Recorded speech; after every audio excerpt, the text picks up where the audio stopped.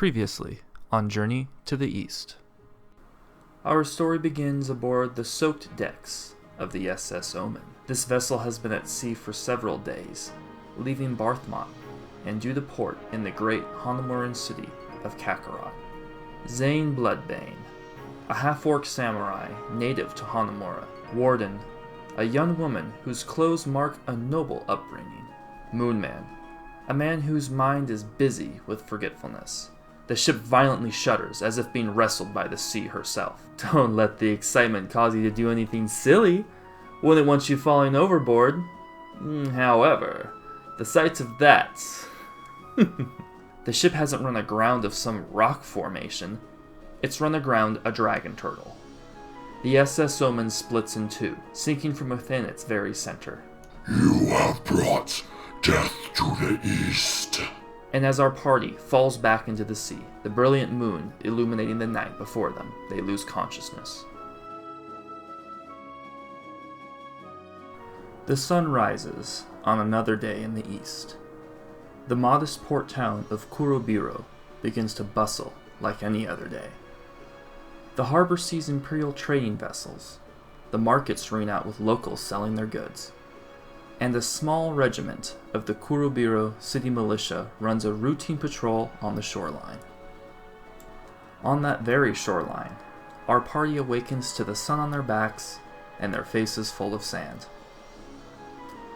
They have survived the sinking of the SS Omen, but now they face scrutiny of the Kurobiro city militia. Despite a diplomatic approach, and Zane displaying his clan Kurin katana hilt, the party is doubted and thrown in jail. At least until their stories of a shipwreck can be sorted out. But they are not alone in their cell. A sleeping man awakens to greet the party with a half smile and a wave of his eyebrows. Warden immediately recognizes his kimono, the man from the ship. The man weaves a tale about his escape from the ship, but his lies are seen through. When pressed for the truth, he budges only a little. Well, you can call me F. That is my name. I am of Clan Zoho. No doubt your man-beast over there has surely recognized. Zane fills the party in. Clan Zoho is a relatively powerful clan stationed further to the east. They are often regarded as mercenaries, with money being their only true ally. On paper, they bear allegiance to Clan Doryuku. Warden recalls her education on the east. She knows Clan Zoho denotes ranks to their agents, with single letters being the highest. This F is formidable, to say the least.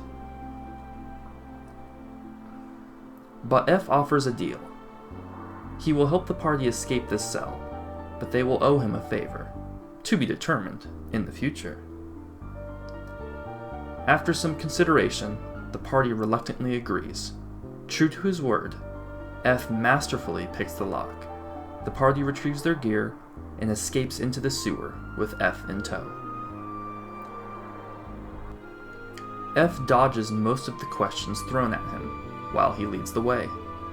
He keeps a healthy distance from the party, but offers them a half smile each time he looks back at them. The party can't decide which is worse, the smell of the sewer or F himself. Rounding a corner, F sprints out of view. The party catches up to see he has vanished, but Zane is able to catch a brief glimpse of a badger running down much further in the tunnel. However, they are interrupted by a deep croak. The party turns to face a massive toad. Zane and Moonman ready weapons. Warden runs the other direction, surprising them. Zane brandishes his katana, utilizing multiple stances to keep the toad on guard. Moonman, using both a longsword, a flail, and a heavy crossbow, calls on the power of the moon itself to bind and force the toad back into its hole. Soon, footsteps can be heard from further down the tunnel. Warden returns with her longsword in tow. She summons cantrips to drive the toad further back. As she returns to the ranks of her allies, they slay the toad. The party continues onward, soon finding the reward of sunlight, freedom at last. As they climb back up to the real world, our group of strangers agree to work together to reach the capital. It will take some effort to navigate this island and make charter for their original destination.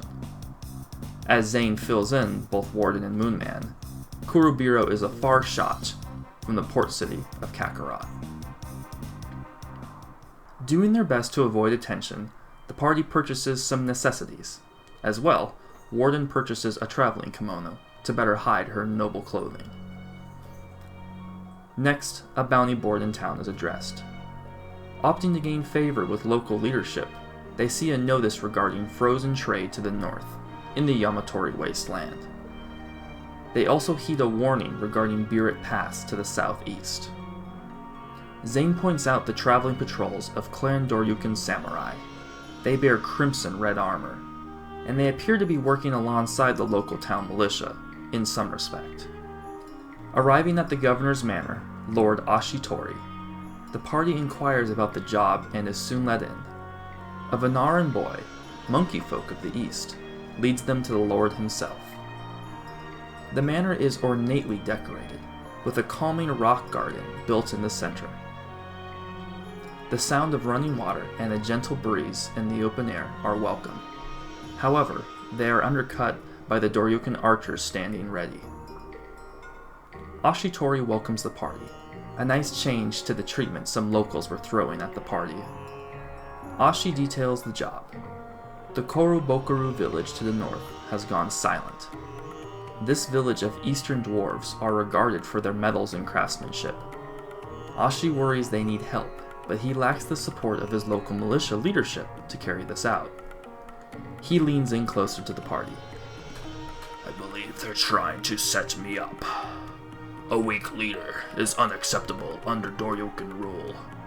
They will have me removed, or worse. Please, see what has happened to the north. I will pay you in kind. The party settles for gold. As well, they would like official documentation to make their travel around Hanamuran easier. Lord Ashitori gladly accepts. As they leave the manor, the party is stopped by nearby citizens. They hurl insults at the foreigners and tell them to leave. We don't need help from Western meddlers.